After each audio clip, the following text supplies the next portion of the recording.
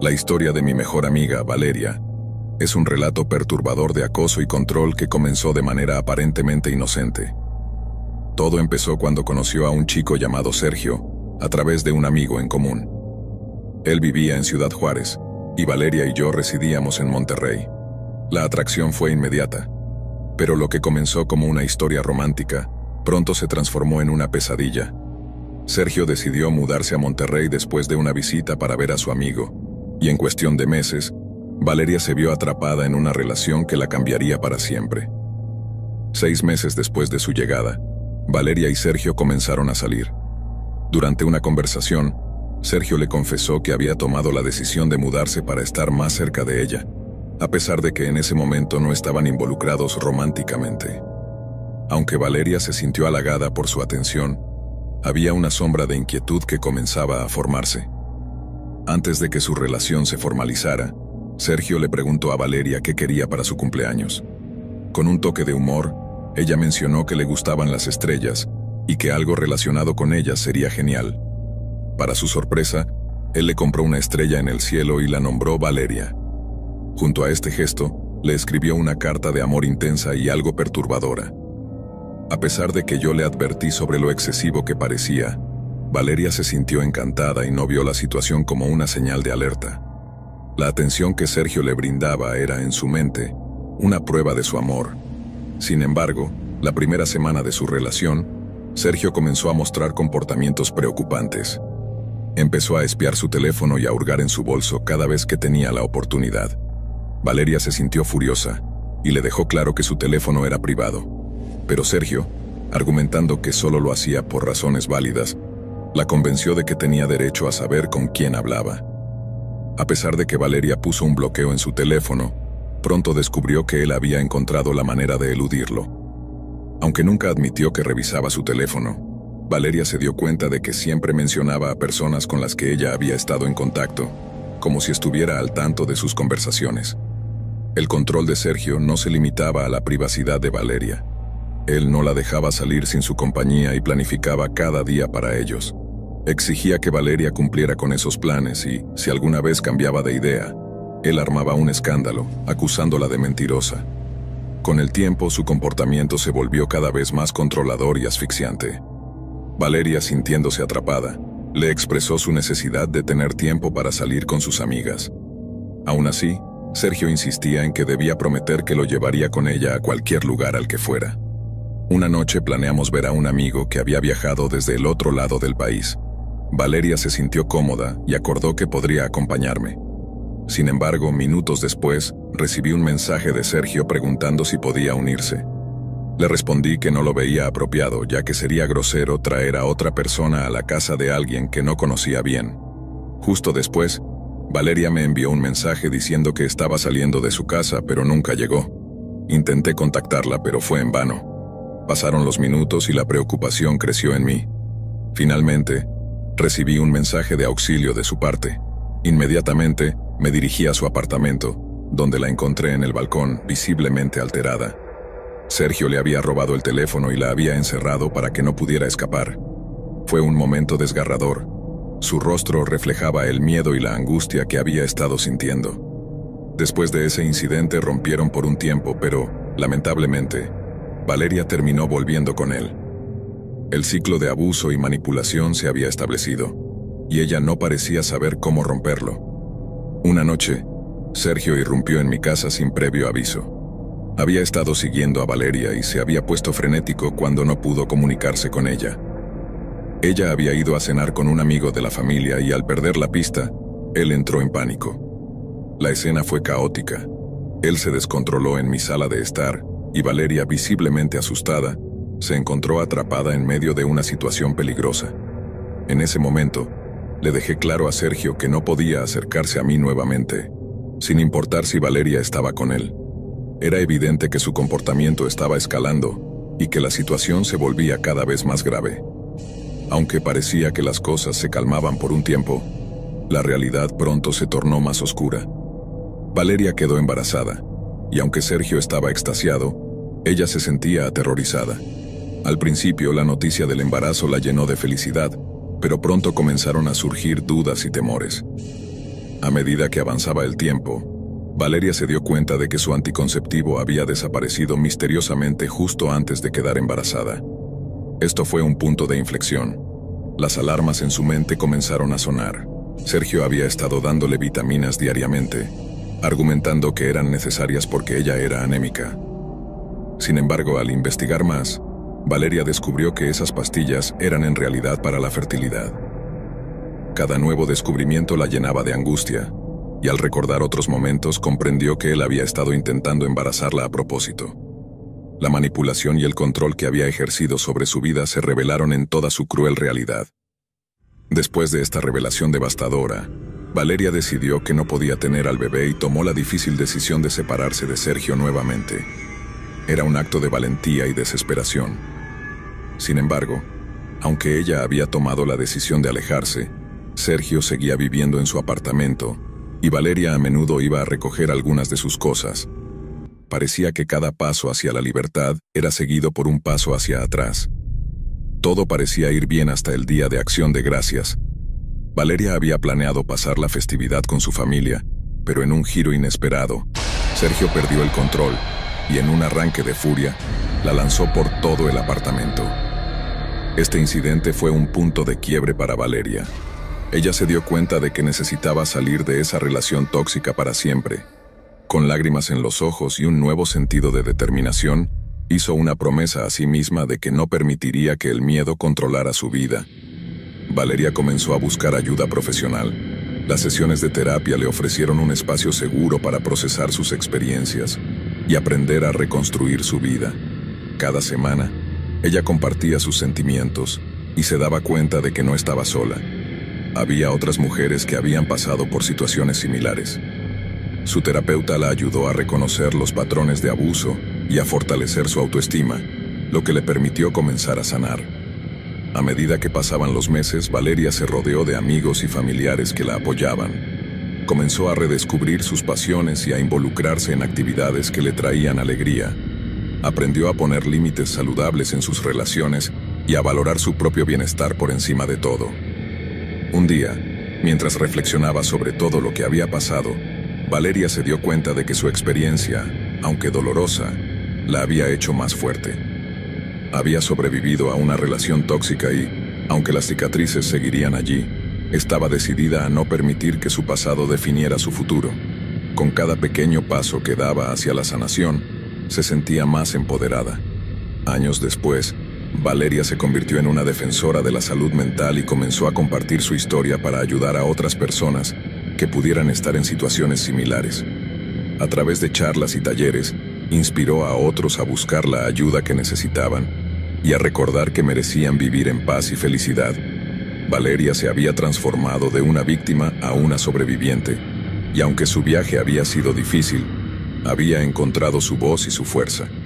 Con el tiempo, comenzó a ver las estrellas de una manera diferente. Ya no eran solo un símbolo de amor perdido, sino recordatorios de su resiliencia y de la luz que había recuperado en su vida.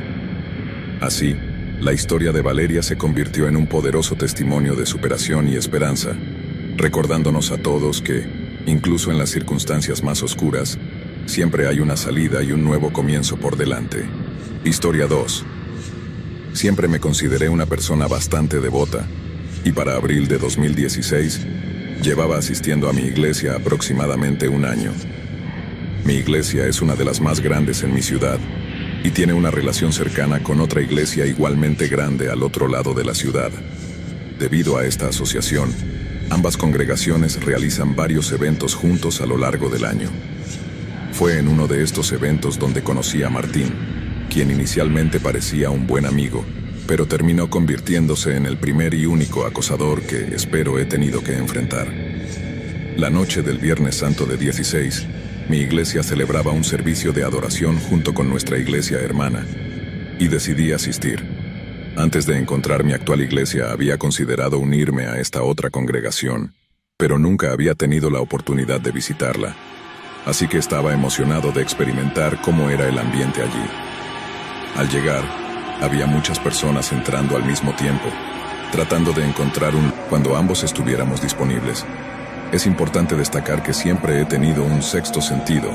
cuando se trata de percibir a las personas, y si algo no anda bien, suelo sentirlo de inmediato.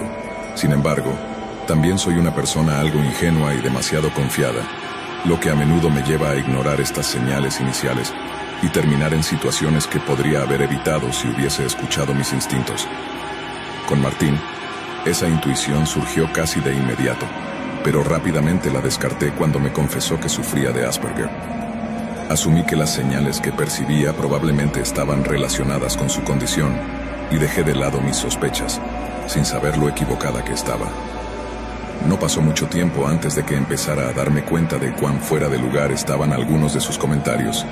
Apenas una semana después de conocernos, recibí una llamada inesperada de Martín mientras estaba en la escuela, sentado en el vestíbulo del edificio donde tenía la mayoría de mis clases ese semestre. Contesté, emocionada de hablar con mi nuevo amigo. Charlamos un rato y luego me preguntó si podíamos vernos, a lo que respondí que no podía porque estaba ocupada con los estudios. Martín lo entendió, y la conversación siguió por un rato más hasta que de repente tomó un giro oscuro y perturbador. Dios me dio una visión sobre ti, me dijo Martín de la nada. Quería decírtelo esa noche en la iglesia, pero no estabas lista para escucharlo. Sabía quién eras antes de que siquiera me hablaras porque Dios me lo mostró. Él tiene un plan para nosotros dos, pero solo se revelará si decidimos seguirlo juntos. Me quedé paralizada al escuchar esas palabras. Después de colgar me senté en el vestíbulo completamente desconcertada. ¿Qué acababa de suceder? Tras unos minutos de reflexión, traté de racionalizarlo pensando que quizás su condición hacía que se fijara en cosas extrañas, pero lo que no sabía era que esto solo era el principio de algo mucho más perturbador. Después de esa llamada inquietante, Martín comenzó a comunicarse conmigo con frecuencia. Cada día, su mensaje se volvía más intenso y el contenido más perturbador. Al principio lo ignoraba, pensando que simplemente era una fase, una manera de ser entusiasta, pero pronto se volvió evidente que sus intenciones eran más serias de lo que había anticipado. A las pocas semanas comenzó a insistir en que estábamos destinados a estar juntos. Sus mensajes se transformaron en afirmaciones acerca de cómo Dios había diseñado nuestra conexión. Aunque sentía un profundo desasosiego, intenté ser comprensiva y amable. No quería herir sus sentimientos, pero en mi interior sabía que algo no estaba bien. Un día, mientras caminaba hacia mi clase, recibí un mensaje de Martín que me dejó helada. Decía, he estado esperando un momento adecuado para decirte esto. Me siento muy atraído por ti, y creo que deberíamos ser más que amigos. Tengo una relación con Dios que me dice que tú eres la indicada. En ese momento, mi instinto de autoprotección se activó. Decidí que era hora de distanciarme. Comencé a responder sus mensajes de manera más escueta y eventualmente dejé de contestar por completo. Sin embargo, eso solo empeoró las cosas. Martín empezó a aparecer en lugares donde sabía que estaría. En la cafetería, en el campus, incluso en eventos a los que asistía con amigos. Su presencia se volvió abrumadora. Una noche, tras un evento en la iglesia, lo vi esperándome afuera. Intenté ignorarlo y seguir mi camino, pero me interceptó. ¿Por qué no me contestas? Necesito que entiendas lo que Dios me está mostrando, dijo, su voz tensa y sus ojos desorbitados. Sentí que mi corazón latía con fuerza. El miedo comenzaba a tomar control. Con el tiempo sus mensajes se tornaron más oscuros. Comenzó a hablar de castigo y de cómo su amor por mí era divino y debía ser aceptado. Fue entonces cuando comprendí que no solo se trataba de una atracción, había cruzado una línea peligrosa. Una tarde, tras un mes de constante acoso, decidí que ya no podía soportarlo más. Fui a hablar con el pastor de mi iglesia, explicándole la situación. El pastor tomó mi preocupación muy en serio y se ofreció a hablar con Martín en privado. A la semana siguiente me llamó para informarme que había hablado con él y que le había hecho entender que su comportamiento no era aceptable. Aliviada, pensé que tal vez podría retomar mi vida. Sin embargo, el alivio fue efímero. Martín continuó enviando mensajes, aunque ahora era más cauteloso, pero las sombras de su presencia aún me seguían. La angustia me acompañaba en cada esquina, y la sensación de estar vigilada se intensificaba. Un día, al salir de clase, me encontré con un mensaje en mi teléfono que decía: no puedes huir de lo que está destinado a ser. En ese momento, me di cuenta de que debía tomar medidas más drásticas. Bloqueé su número y sus redes sociales. Decidí cambiar mi ruta al campus y evité los lugares donde sabía que podía encontrarlo. Sin embargo, su acoso no terminó ahí. Una noche, mientras regresaba a casa, lo vi de pie en la esquina de mi calle, esperando. Su mirada era penetrante y el miedo se apoderó de mí. Corrí hacia mi casa, cerré la puerta y llamé a la policía. Después de que la policía tomara mi declaración, decidieron hablar con Martín. Recibí un aviso de que había sido advertido, pero no podía descansar tranquila. A pesar de todo, Martín no desapareció por completo de mi vida. La incertidumbre y el temor se convirtieron en mis compañeros constantes. Con el tiempo, aprendí a vivir con el miedo, pero también a ser más cautelosa. Busqué el apoyo de amigos y familiares y, con su ayuda, encontré la fuerza para reconstruir mi vida. Aunque siempre tendría presente esa experiencia, también me sirvió como una lección sobre la importancia de escuchar mi instinto y establecer límites firmes. Hoy miro hacia atrás y reconozco cómo una amistad que comenzó con buenas intenciones se transformó en una pesadilla. Pero también sé que he crecido a partir de eso. Aprendí que a veces es vital alejarnos de situaciones que parecen inofensivas en un principio. La seguridad y el bienestar siempre deben ser nuestra prioridad. Historia 3. Crecí en una tranquila zona rural de Chiapas, rodeado de montañas imponentes y una naturaleza que, a pesar de su belleza, siempre me hizo sentir algo aislado del resto del mundo. Desde pequeño, el entorno rural me ofrecía la paz y la simplicidad de la vida en el campo. El aire puro, los sonidos de los animales, el ritmo tranquilo de los días que pasaban. Pero a medida que crecía, sentía una creciente fascinación por las grandes ciudades. Las veía como portales a otro tipo de vida, una que era mucho más vibrante y emocionante que la que conocía. Recuerdo cómo, siendo aún niño, soñaba con las gigantescas construcciones que solo había visto en libros y películas. El contraste entre la vida rural, donde todo estaba más relacionado con lo natural y lo tradicional, y las ciudades con sus edificios altos, luces brillantes y cultura diversa, me resultaba increíblemente atractivo. Durante mi adolescencia, tuve la suerte de poder visitar la Ciudad de México en varias ocasiones, gracias a que mis dos tíos vivían allí. Las primeras visitas fueron breves, acompañadas por mis padres, quienes siempre me mantenían bajo una estricta supervisión. A pesar de ello, esas visitas me mostraron un destello de lo que significaba vivir en una metrópoli. Los enormes rascacielos, los innumerables restaurantes y cafés, la diversidad de las personas que llenaban las calles, todo parecía un mundo aparte de mi entorno rural. De alguna manera, esas visitas despertaron en mí una pasión por la ciudad, como si hubiera descubierto un universo paralelo que deseaba explorar más a fondo. Cada nuevo viaje era una oportunidad para descubrir algo más, para conocer más sobre esa vida urbana que tanto me fascinaba. Siempre he sido una persona reservada, lo que me hacía observar mucho más de lo que hablaba. Aunque introvertido, disfrutaba de cada momento que podía pasar en la ciudad, explorando a mi ritmo. Durante los últimos años de la preparatoria, mantuve una relación estable con una chica a quien conocía desde siempre. Ella también compartía ese mismo espíritu reservado, lo que probablemente fue una de las razones por las que conectamos tan bien. En la primavera de nuestro último año, en 2018, logramos convencer a sus padres de que nos llevaran a la Ciudad de México durante una semana. Fue una especie de premio de fin de curso, una oportunidad para relajarnos antes de la presión de los exámenes y la incertidumbre del futuro. Nos hacía mucha ilusión, pues sería la primera vez que viajaríamos juntos, sin la estricta vigilancia de nuestros padres. Sin embargo, las cosas empezaron a tomar un giro inesperado incluso antes de que el viaje comenzara. Mientras íbamos al aeropuerto, nos enteramos de que el hermano de mi novia, quien había viajado unos días antes, había tenido un incidente. Al parecer había probado una droga llamada DMT y se encontraba en el hospital.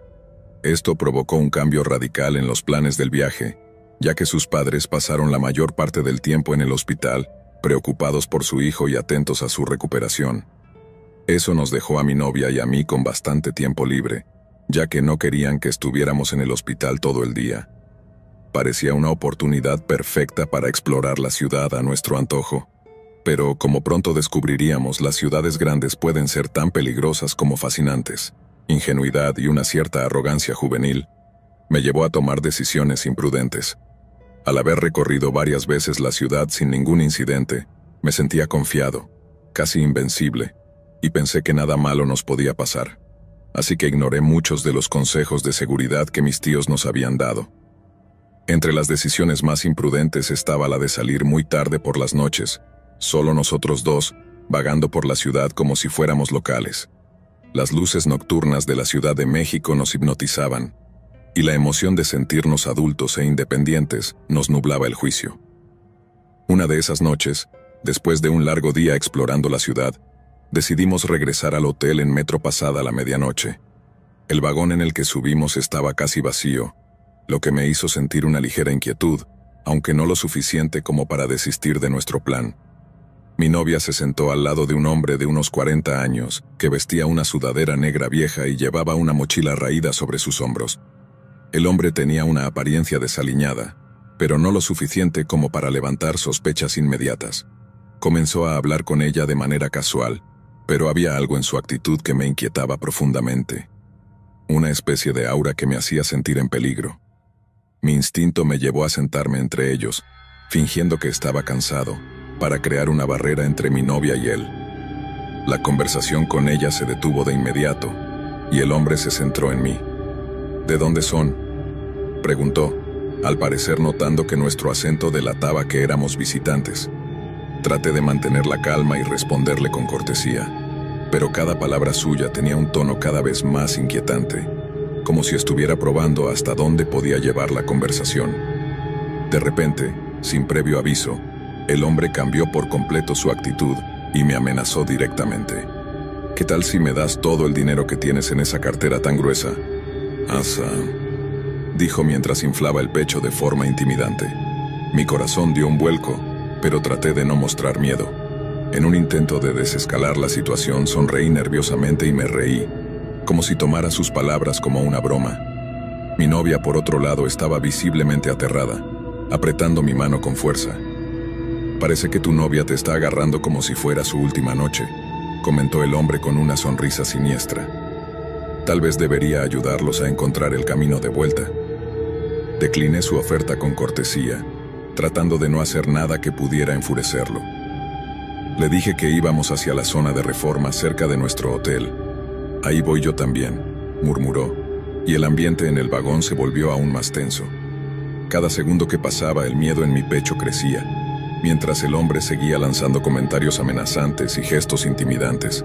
Finalmente decidimos bajarnos apresuradamente en la siguiente estación, creyendo que habíamos escapado de una situación peligrosa. Sin embargo, al bajar del vagón nos dimos cuenta de que habíamos cometido un error.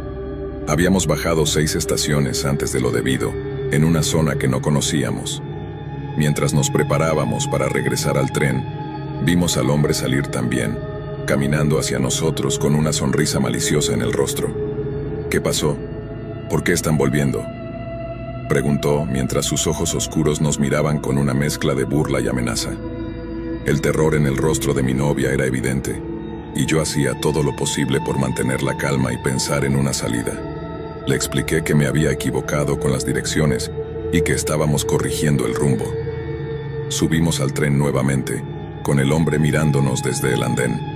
Por un momento pareció que estaba considerando seguirnos, pero, por suerte, las puertas del vagón se cerraron justo a tiempo, y lo dejamos atrás.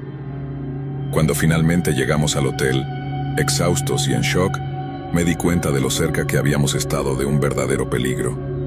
El hombre había bajado en la estación equivocada solo para seguirnos, y nunca sabríamos qué podría haber ocurrido si no nos hubiéramos bajado por error y vuelto a entrar al tren. Esa experiencia dejó una marca indeleble en nuestras mentes. Lo que había comenzado como una emocionante aventura en una de las ciudades más vibrantes del mundo, se había transformado en un recordatorio aterrador de lo vulnerables que podemos ser en situaciones desconocidas. Aunque la Ciudad de México me sigue fascinando, ese encuentro cambió para siempre mi percepción sobre la seguridad y la importancia de estar siempre alerta en un entorno tan impredecible.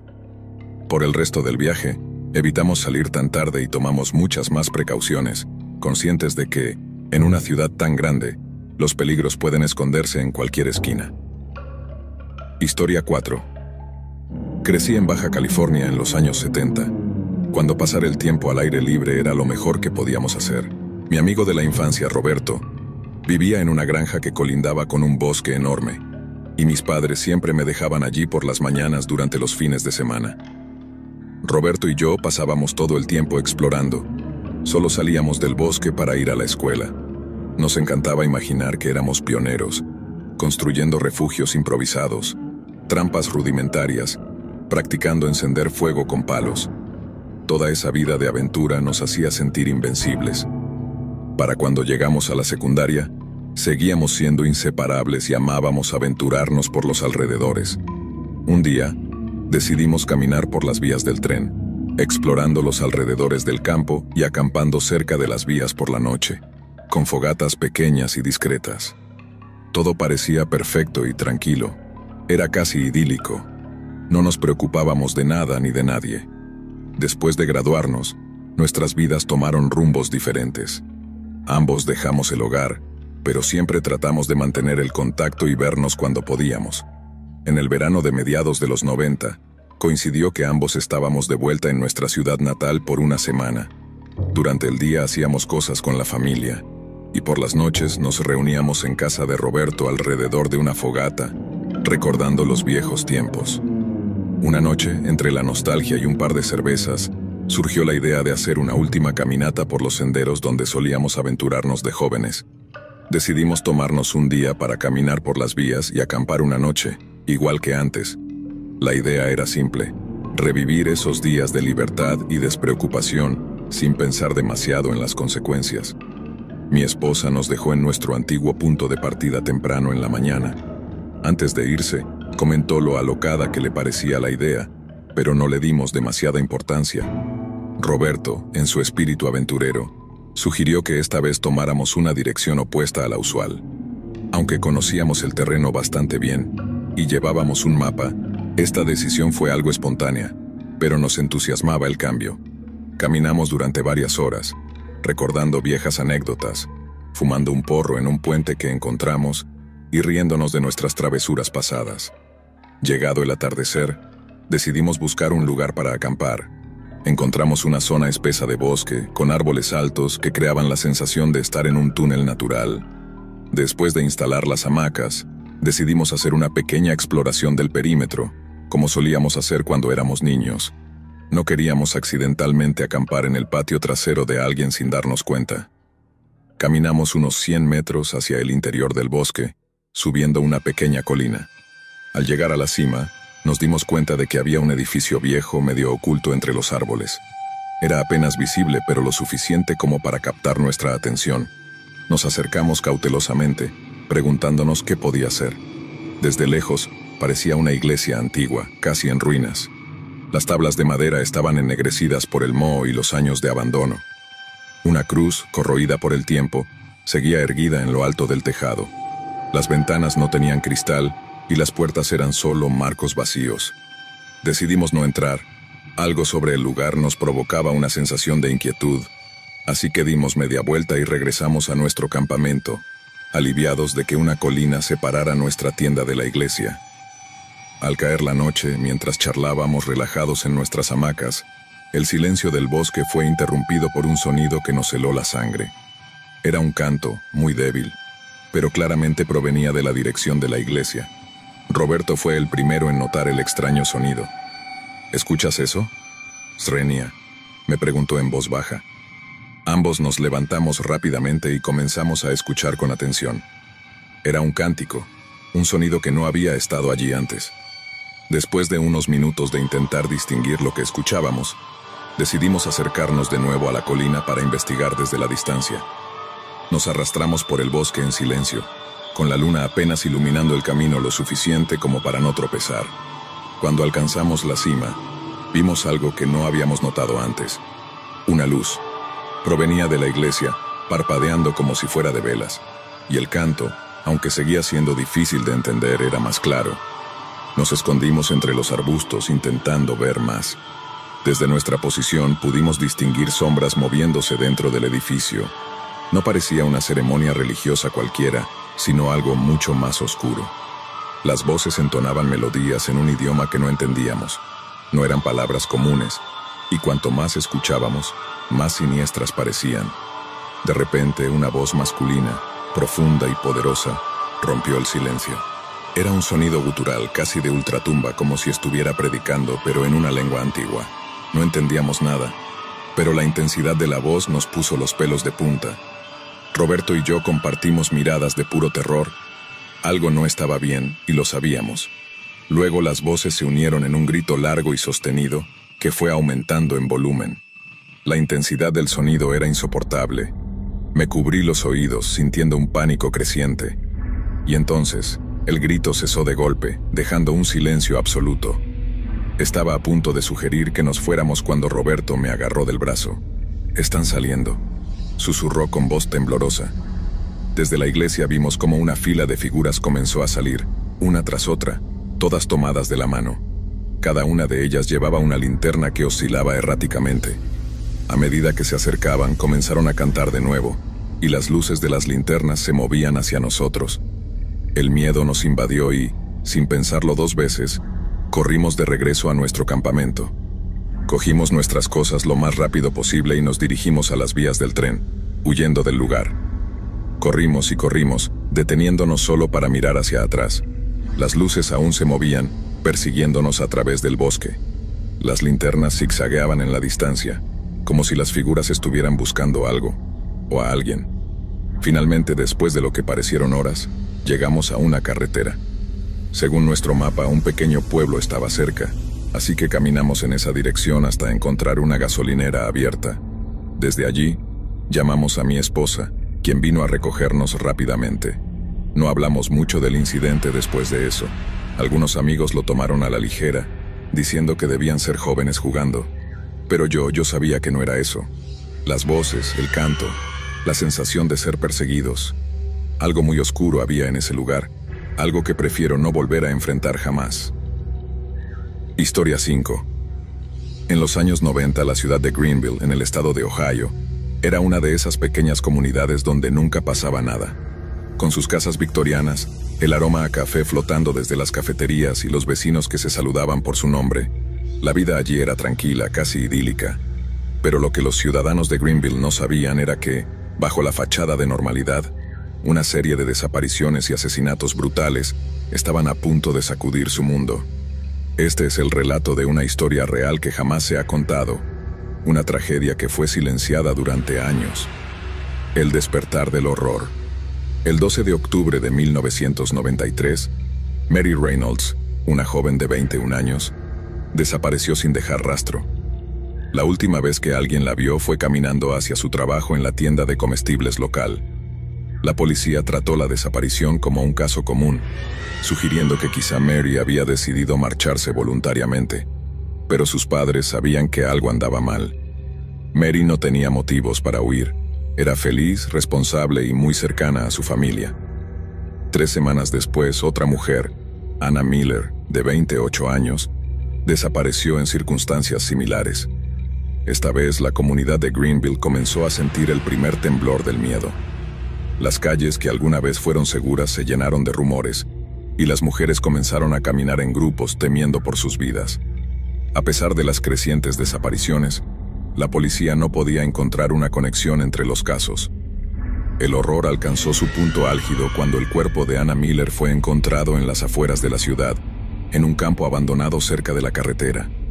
Su cuerpo había sido brutalmente mutilado, casi irreconocible.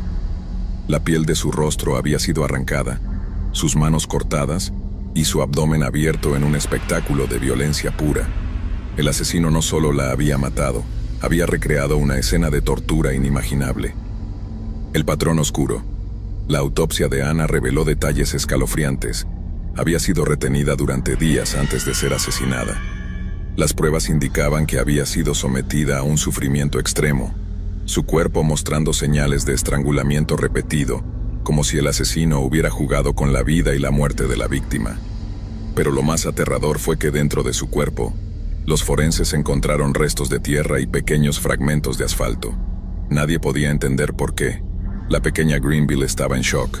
La policía trató de tranquilizar a los ciudadanos diciendo que el caso estaba siendo investigado a fondo, pero no había pistas, ni testigos. El miedo se arraigó profundamente. Entonces, una tercera desaparición ocurrió. Esta vez un hombre, John Stevens, un mecánico de 35 años, conocido por su carácter amigable y su amor por las motocicletas. El cadáver de John fue encontrado apenas 3 días después de su desaparición, y su muerte fue aún más extraña que la de Anna. Su cuerpo también había sido mutilado, pero el corte más inquietante estaba en su espalda. El asesino había escrito un mensaje en su piel con un cuchillo, grabando las palabras "bajo la ciudad". La conexión entre los casos se hizo imposible de ignorar.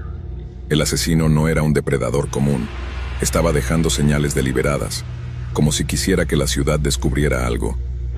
El misterio del subsuelo. La frase "bajo la ciudad" llevó a los investigadores a pensar en una red de túneles abandonados que se extendían bajo Greenville. Estos túneles habían sido construidos a principios del siglo XX para facilitar el drenaje y el transporte de materiales. Con los años, quedaron en desuso y se cerraron al público, convirtiéndose en una leyenda local que muchos pensaban que solo era eso, una leyenda. Sin embargo, la policía, desesperada por cualquier pista, decidió explorar los túneles. Lo que encontraron fue más aterrador de lo que nadie podría haber imaginado. En lo profundo del subsuelo de Greenville, los detectives descubrieron una serie de habitaciones secretas conectadas por pasillos angostos. Las paredes estaban cubiertas de extrañas marcas, como garabatos que parecían escritos con sangre. Y en una de esas habitaciones encontraron sillas con correas, herramientas oxidadas y una cantidad aterradora de restos humanos, algunos esqueletos, otros cuerpos que apenas llevaban días muertos. Había un olor indescriptible, una mezcla de muerte y descomposición que hizo vomitar a varios oficiales. Entre los cuerpos encontrados estaba Mary Reynolds, su rostro completamente desollado y sus dedos cortados de la misma forma que Anna Miller. Había restos de al menos 5 personas más, ninguna identificada de inmediato. Pero lo peor no fue el hallazgo de los cuerpos, sino lo que descubrieron en el suelo. Una serie de agujeros en el asfalto, como si el asesino hubiera estado extrayendo fragmentos de la misma tierra que había encontrado en los cuerpos. El asesino había estado utilizando estos túneles para capturar, torturar y matar a sus víctimas. Pero la policía aún no entendía el significado detrás de las pistas que dejaba. Entonces, las desapariciones se detuvieron, como si el asesino hubiera terminado su obra o hubiera decidido desaparecer. El psicópata bajo el asfalto. Durante meses el caso quedó en un limbo de desesperación. Nadie sabía quién era el asesino, ni por qué había dejado de matar. La ciudad intentó volver a la normalidad, pero el miedo seguía latente. Los túneles fueron sellados y clausurados y la prensa dejó de cubrir el caso. Las familias de las víctimas, en su dolor, comenzaron a perder la esperanza de justicia. Fue entonces cuando un hombre llamado Thomas Granger se presentó voluntariamente en la comisaría. Un hombre de mediana edad, con una apariencia normal, era un ciudadano respetable que había trabajado como supervisor en una de las obras de carretera en Greenville. Granger dijo que tenía algo que confesar. Durante la siguiente hora, Thomas relató uno de los testimonios más perturbadores que la policía había escuchado jamás. Según sus propias palabras, él era el asesino de Mary Reynolds, Anna Miller, John Stevens y las demás víctimas. Granger no era un psicópata típico, ni un criminal común. Era un arquitecto del horror, un hombre que había estado obsesionado con la construcción de túneles y lo que él llamaba la conexión con la tierra. Creía que los túneles de Greenville eran el centro de un poder oscuro, y que al derramar sangre en esos lugares sagrados bajo la ciudad, podía acceder a una verdad superior, una realidad en la que él tendría control absoluto sobre la vida y la muerte. Describió cómo capturaba a sus víctimas, las torturaba en las cámaras que había creado bajo el asfalto, y luego usaba los fragmentos de carretera y tierra para conectarlos con lo que él llamaba el espíritu de la ciudad. Thomas no mostró remordimiento. En su mente, todo lo que hacía tenía un propósito. Incluso grabar el mensaje "bajo la ciudad" en el cuerpo de John Stevens era parte de su retorcida filosofía. Él creía que los ciudadanos de Greenville debían conocer el poder que corría bajo sus pies, el impacto y el silencio. Tras su confesión, Thomas Granger fue declarado culpable de múltiples asesinatos y condenado a cadena perpetua. Sin embargo, el caso fue rápidamente silenciado por las autoridades locales, que temían que la brutalidad de los crímenes y la conexión con los túneles generara histeria colectiva. Los túneles fueron sellados, las familias de las víctimas recibieron compensaciones y la historia desapareció de los medios. El asesinato en masa perpetrado por Granger nunca alcanzó la notoriedad de otros asesinos en serie, pero para aquellos que vivieron en Greenville durante esos años, las cicatrices permanecen. Y aunque los túneles bajo la ciudad fueron clausurados, muchos creen que todavía albergan secretos oscuros, ecos de las atrocidades que ocurrieron en su interior. Greenville sigue siendo una ciudad tranquila, al menos en la superficie. Pero bajo el asfalto, en la oscuridad, el legado del psicópata que cazó en las entrañas de la ciudad permanece, esperando ser descubierto por aquellos lo suficientemente valientes o lo suficientemente insensatos como para volver a descender a las profundidades. Historia 6: Nueva York nunca duerme, y sus millones de habitantes tampoco parecen hacerlo. Las luces, el ruido y el bullicio constante de la ciudad dan una falsa sensación de seguridad. Entre las multitudes y las prisas, la gente asume que el anonimato los protege de cualquier amenaza. Pero para algunos, ese anonimato es el refugio perfecto para cometer actos impensables. En el verano de 2011, una serie de asesinatos sacudió la ciudad. Las víctimas, todas mujeres jóvenes, fueron encontradas brutalmente desmembradas en apartamentos pequeños y asequibles de la zona sur de Manhattan, en un vecindario conocido por su mezcla de lujo y decadencia. Aunque al principio la policía intentó mantener la calma, la realidad era que había un monstruo suelto, alguien a quien los medios rápidamente apodaron el carnicero de la calle 17. Desapariciones en la ciudad. Todo comenzó con la desaparición de Emily Rodríguez, una estudiante universitaria de 23 años. Emily era una chica alegre, muy sociable y siempre en contacto con sus amigos y familia. Cuando dejó de responder mensajes de texto y llamadas, sus amigos no tardaron en alarmarse. Emily vivía sola en un pequeño apartamento cerca de la calle 17, un área frecuentada por estudiantes, artistas y jóvenes profesionales. Después de 3 días sin noticias, su amiga Sara, preocupada, fue a buscarla. Al llegar, la puerta del apartamento estaba cerrada, pero algo se sentía extraño. Las luces estaban apagadas y no había señales de movimiento. Sara contactó a la policía, que forzó la puerta. Lo que encontraron adentro fue una escena sacada de una pesadilla. El apartamento estaba oscuro y apestaba a muerte. Emily estaba allí, pero no como la recordaban. Su cuerpo había sido mutilado y desmembrado meticulosamente. Las partes de su cuerpo habían sido cuidadosamente colocadas en bolsas de plástico, etiquetadas con precisión quirúrgica. La cabeza, separada del cuerpo, descansaba en el centro de la sala, con una expresión congelada de terror. Este fue el primer caso que despertó el interés de los medios. Los detectives que llegaron a la escena se enfrentaron a un nivel de crueldad que pocos habían visto en la ciudad. Todo en el apartamento apuntaba a alguien que disfrutaba de la violencia, alguien que no solo mataba, sino que encontraba placer en la disección meticulosa de sus víctimas. El patrón macabro. Las semanas que siguieron fueron caóticas. 2 mujeres más desaparecieron en el mismo vecindario: Lila Donovan, una joven abogada de 26 años, y Jade Kim, una camarera de un bar cercano de 21. Ambas fueron encontradas en situaciones similares a las de Emily, con sus cuerpos horriblemente desmembrados y colocados en bolsas con etiquetas. La policía sabía que estaban lidiando con un asesino en serie, uno que se movía por la ciudad como un fantasma. La investigación avanzaba a pasos lentos. No había huellas, ni testigos, ni cámaras de seguridad que captaran nada inusual. Lo único que los detectives sabían era que el asesino parecía conocer bien a sus víctimas. No había signos de violencia o lucha en los apartamentos. Las víctimas aparentemente dejaban entrar al asesino por voluntad propia.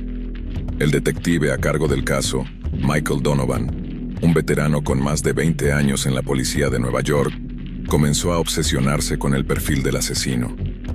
Sabía que estaba lidiando con un individuo inteligente, manipulador, alguien que podía engañar fácilmente a las mujeres para ganarse su confianza antes de matarlas. Con cada cuerpo que encontraban se hacía más evidente que este no era solo un psicópata. Este hombre era un depredador astuto que jugaba con la ciudad como su coto de caza personal. Una amenaza cercana. La ciudad estaba en pánico. Las noticias sobre el carnicero estaban en todos los periódicos. Las mujeres tenían miedo de salir solas, y los rumores crecían con cada desaparición. Algunos creían que el asesino trabajaba en la medicina debido a la precisión de los cortes, mientras que otros pensaban que podía ser un trabajador del metro, familiarizado con los lugares oscuros y las esquinas solitarias de la ciudad. Pero lo que más aterraba a los detectives era la ausencia total de errores. Este asesino no dejaba rastros, no cometía equivocaciones. Sabían que, con el tiempo, alguien así inevitablemente se volvería más atrevido, más imprudente, pero hasta ese momento no había señales de que ese día llegara. El detective Donovan estaba completamente inmerso en el caso. Lo que no esperaba era que el asesino estuviera mucho más cerca de lo que imaginaba. Una tarde, después de otro largo día de trabajo, Michael se fue a casa. Vivía solo desde que su esposa había muerto años atrás. Esa noche, mientras revisaba archivos del caso, su hija, Charlotte, una estudiante universitaria que vivía en Manhattan, lo llamó. La conversación fue breve. Le dijo que había conocido a un hombre nuevo, alguien encantador que había aparecido en su vida recientemente. «Papá, deberías conocerlo algún día», le dijo Charlotte con entusiasmo. Michael, cansado, le dio su bendición y le recordó que tuviera cuidado con los extraños. Irónicamente, esas palabras resonaron más tarde en su mente como una advertencia siniestra. El depredador revelado. Pasaron unos días antes de que Michael volviera a hablar con su hija. La estaba llamando para verificar cómo iba todo, pero Charlotte no respondía. Al principio, pensó que simplemente estaba ocupada con sus estudios o con su nuevo novio, pero después de 2 días sin saber nada de ella, el miedo comenzó a crecer. Decidió pasar por su apartamento esa misma noche. Cuando llegó, todo estaba en silencio. Al igual que en el caso de las otras víctimas, la puerta estaba cerrada, pero algo no estaba bien. Al abrirla, lo que encontró fue una repetición macabra de lo que había visto tantas veces antes.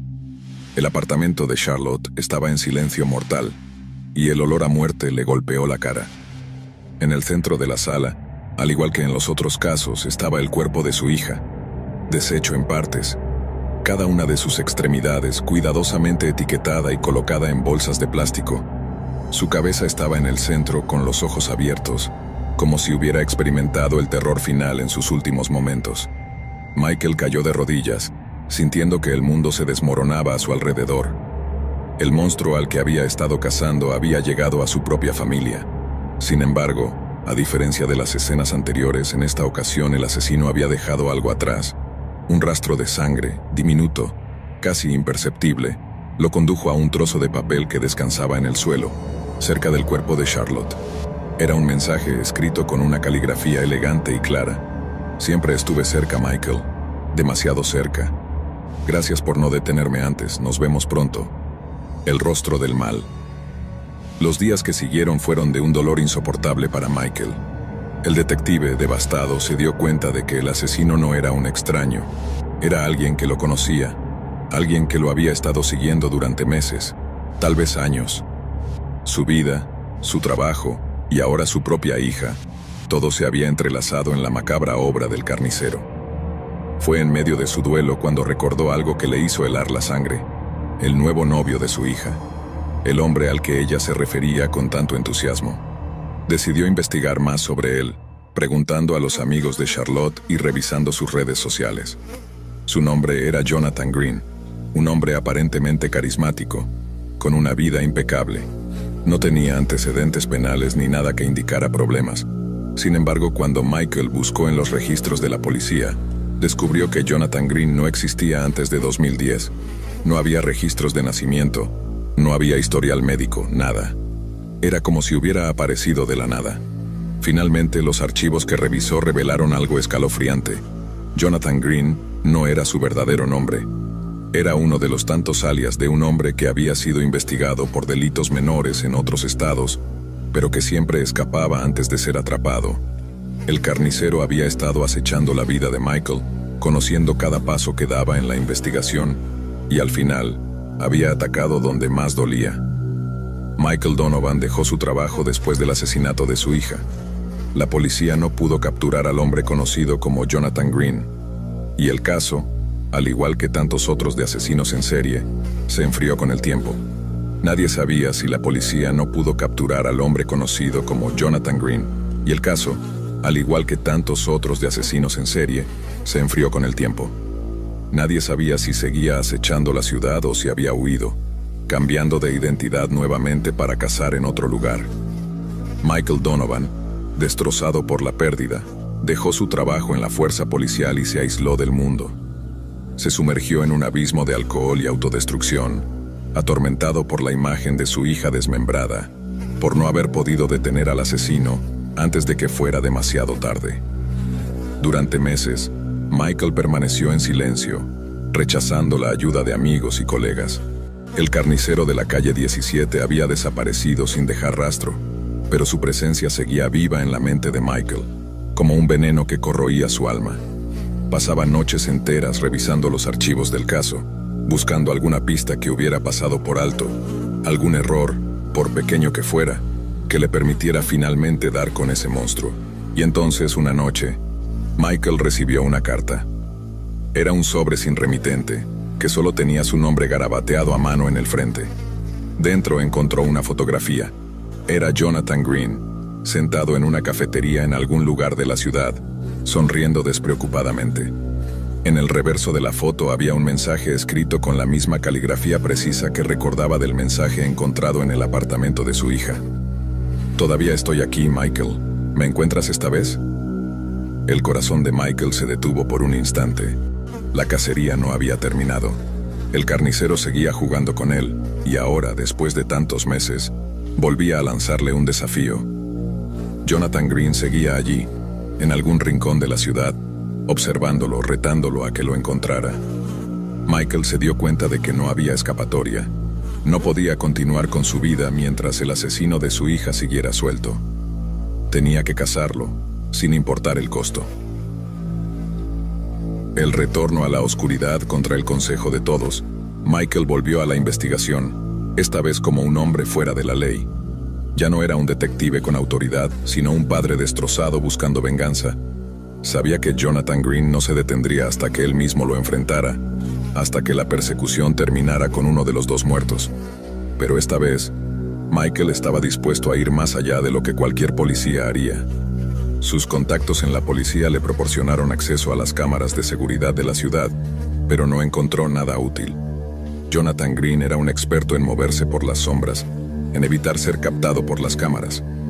Pero Michael sabía que el asesino tenía un patrón. Disfrutaba de la atención, del poder que le otorgaba el miedo de la ciudad.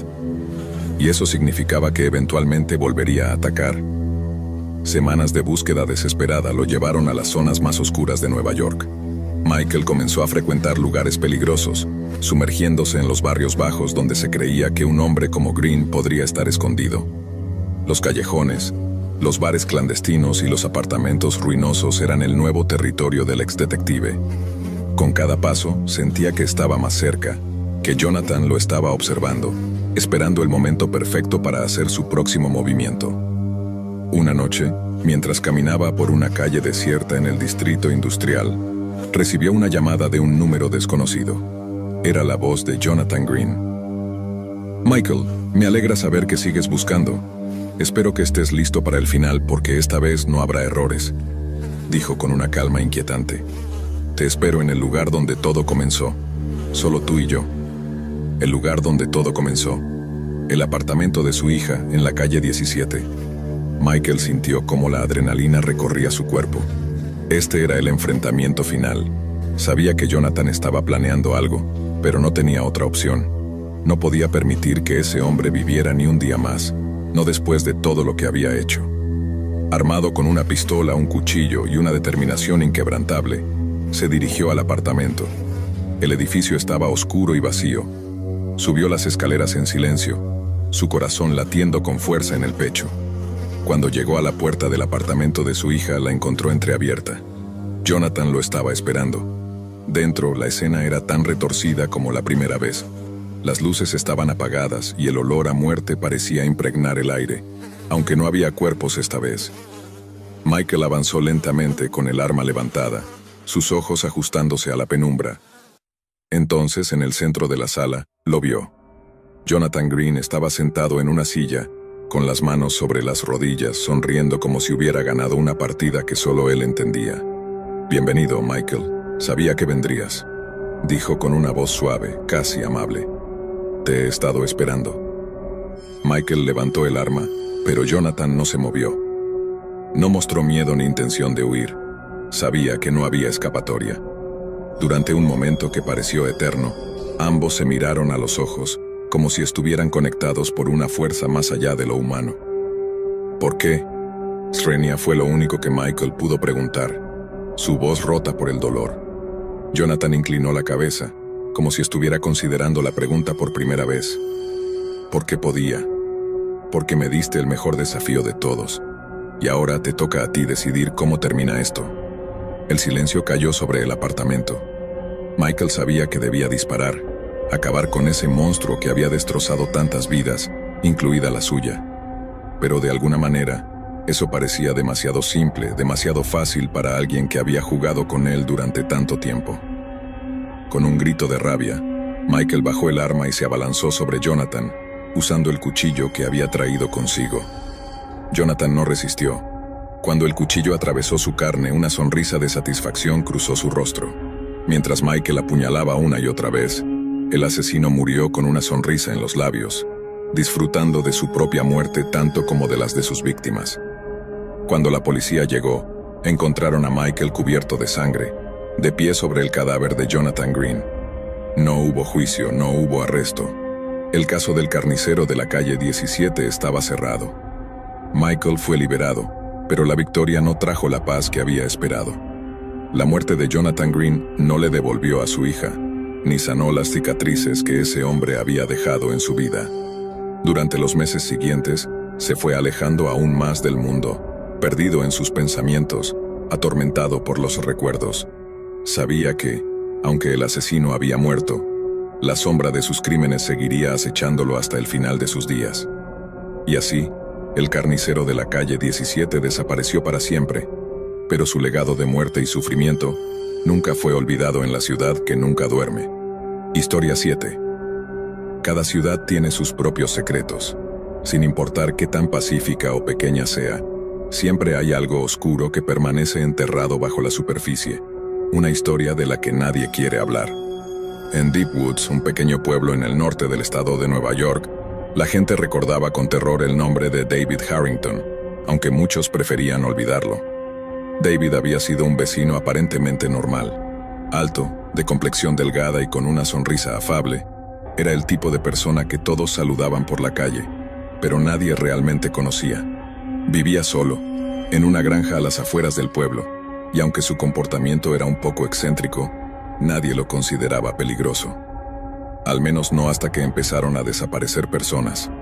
Era el verano de 1982 cuando las desapariciones comenzaron. Primero fue Laura Jenkins, una joven de 19 años que acababa de graduarse de la escuela secundaria. Salió una noche a casa de una amiga y nunca regresó. Sus padres, desesperados, organizaron búsquedas y pidieron ayuda a la policía, pero no hubo rastros de ella. Luego fue Mark Stevens, un camionero que solía pasar por el pueblo cada par de semanas. Su camión fue encontrado estacionado en un área de descanso cerca del bosque, pero de él no había señales. La gente comenzó a murmurar. Las desapariciones parecían extrañas, sin patrón aparente, pero todos sentían una inquietud en el aire.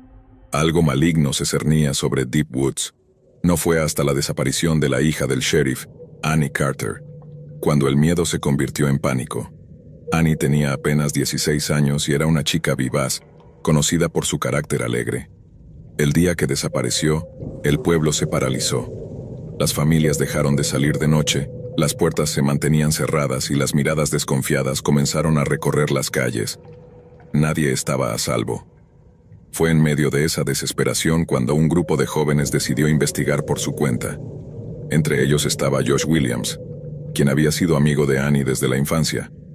Estaba convencido de que la policía no estaba haciendo lo suficiente, y junto con otros dos amigos, Peter y Samantha, planearon rastrear el bosque donde se encontraron los primeros rastros de Mark.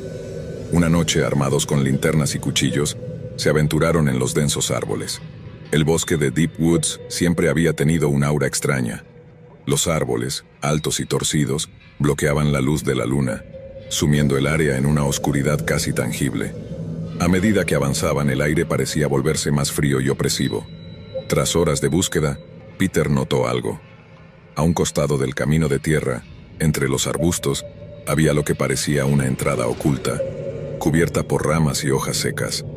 Se trataba de una pequeña cabaña, a la que no se podía acceder por los caminos principales. Al acercarse, se dieron cuenta de que no era una cabaña cualquiera. Las ventanas estaban cubiertas con tablas de madera, y la puerta tenía varios cerrojos oxidados. «Esto no es normal», murmuró Samantha, sintiendo un escalofrío recorrerle la espalda. A pesar del miedo, Josh empujó la puerta. Lo que vieron adentro los dejó sin palabras. El interior de la cabaña estaba cubierto de fotos, decenas de imágenes pegadas en las paredes, todas de las víctimas desaparecidas. Laura, Mark, Annie, estaban todas ahí. Pero lo que más los horrorizó fue la cantidad de fotografías de personas del pueblo que estaban marcadas con una X roja sobre sus rostros. Entre ellas, estaban ellos tres. En ese momento escucharon un ruido. La puerta, que habían dejado entreabierta, se cerró lentamente. El crujido hizo que sus corazones se detuvieran por un instante. No estaban solos. Josh, Peter y Samantha escaparon del lugar y corrieron de vuelta al pueblo. Aterrados, fueron directamente con el sheriff, quien inicialmente se mostró incrédulo. Sin embargo, cuando escuchó la descripción del lugar, su rostro se tornó pálido. Conocía esa cabaña. Se encontraba en los terrenos de la granja de David Harrington. La policía se movilizó rápidamente. Rodearon la granja esa misma noche, pero lo que encontraron dentro fue mucho peor de lo que cualquiera esperaba. En el sótano de la casa, que estaba oculto tras una puerta disimulada bajo la alfombra, había una cámara de tortura. El lugar olía a podredumbre y había instrumentos oxidados, manchados de sangre. Pero lo más impactante fue un pozo profundo en el centro del sótano, cubierto por una pesada tapa de metal. Al abrirlo, los oficiales descubrieron los cuerpos de varias de las víctimas desaparecidas. David Harrington las había arrojado vivas al pozo, dejándolas morir lentamente en la oscuridad. Algunos cuerpos estaban irreconocibles por el estado de descomposición, pero entre ellos encontraron a Annie, todavía con su ropa de la última noche en que fue vista con vida. El sheriff, destrozado, se desmoronó en el lugar, incapaz de comprender cómo alguien en quien había confiado podía ser responsable de tal horror. David no estaba en la granja cuando la policía llegó, y lo que siguió fue una cacería a nivel estatal. Durante semanas los agentes rastrearon cada rincón, cada carretera, pero era como si David se hubiera desvanecido en el aire. El miedo en Deep Woods no desapareció con el descubrimiento de los cuerpos, más bien aumentó. El monstruo aún estaba suelto. Un mes después, en una gasolinera a las afueras del estado, un hombre fue detenido tras comportarse de manera sospechosa. Era delgado, con ojos hundidos y una barba desaliñada. Llevaba puesto un sombrero raído que ocultaba parte de su rostro. Cuando el empleado de la gasolinera intentó iniciar una conversación, el hombre se puso nervioso y huyó. Fue entonces cuando la policía, que patrullaba cerca, lo detuvo. El hombre era David Harrington. Había estado ocultándose en los bosques, sobreviviendo con lo que encontraba y evitando el contacto con la gente. Su captura fue motivo de alivio para el pueblo, pero el juicio reveló los más oscuros secretos de su mente. David confesó haber matado a al menos 12 personas en un periodo de 5 años, pero lo que estremeció al jurado fue su razón. Quería ser inmortal. Según su propio testimonio, creía que al arrebatar la vida de otros y someterlos a su voluntad, parte de su esencia viviría en él para siempre. Durante el juicio, mostró una calma perturbadora. Nunca mostró arrepentimiento, y en más de una ocasión, sonrió mientras relataba los detalles de sus crímenes. Incluso mencionó que había más cuerpos ocultos en el bosque, pero nunca reveló sus ubicaciones exactas. Para él, aquellos cuerpos eran su legado, y no quería que fueran descubiertos.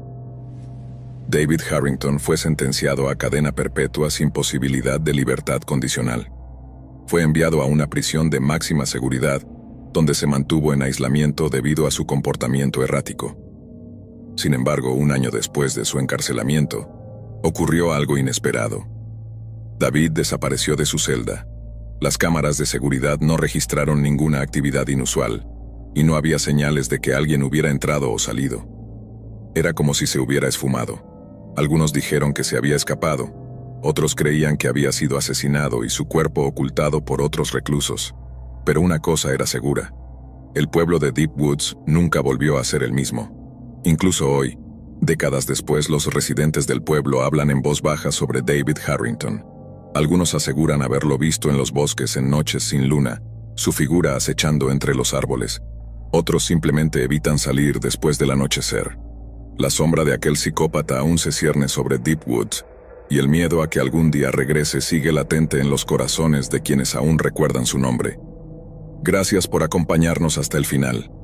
Si disfrutaste del video, asegúrate de suscribirte al canal para no perderte ninguno de nuestros próximos contenidos.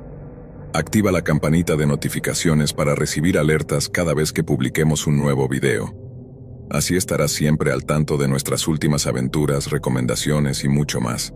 Nos encantaría seguir creciendo y compartir contigo más experiencias emocionantes. Además, si tienes algún comentario, sugerencia o simplemente quieres decirnos qué te ha parecido, déjanos tu mensaje en los comentarios.